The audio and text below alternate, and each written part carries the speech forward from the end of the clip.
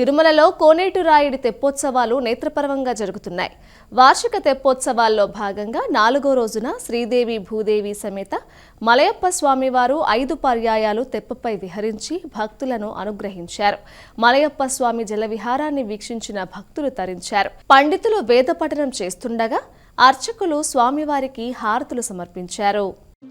Srinivasa Govinda Shri Venkatesha Govinda Bhaktavatsala Govinda Bhagavata Priya Govinda Nithya Nirmala Govinda నీలమేఘ Shyama